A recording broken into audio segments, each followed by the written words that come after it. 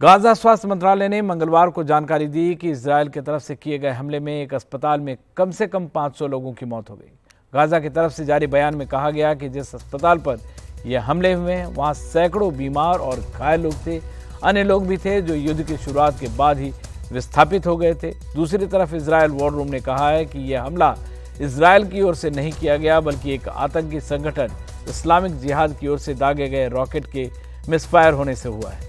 Israel सेना ने कहा कि उस समय किसी भी आईडीएफ हवाई गतिविधि की सूचना नहीं दी गई थी और न ही वह समय इजरायल में लॉन्च किए गए रॉकेटों की बमबारी के साथ मेल खाता है।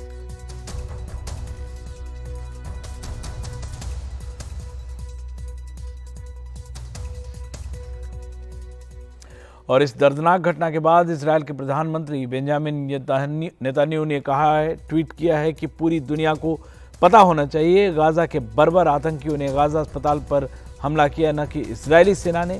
जिन लोगों ने हमारे बच्चों की बेरहमी से हत्या की वे अपने बच्चों की भी हत्या करते हैं।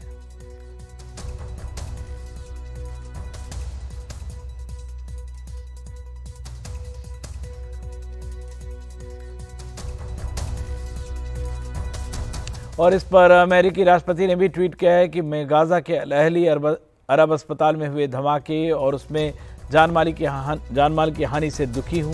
जैसे ही मैंने इस घटना के बारे में सुना तो जॉर्डन के किंग अब्दुल्ला और इजरायल के पीएम नेतन्याहू से बात की और अपने नेशनल सिक्योरिटी टीम को इस घटना के बारे में लगातार जानकारी जुटाने के निर्देश दिए कि सही में क्या हुआ था। संयुक्त राष्ट्र अमेरिका संघर्ष के दौरान नागरिकों की सुरक्षा के लिए स्पष्ट रूप से खड़ा हूं और हम इस त्रासदी में मारे गए या घायल हुए मरीजों, चिकित्सा कर्मचारियों, अन्य निर्दोष लोगों के लिए शोक व्यक्त करते हैं।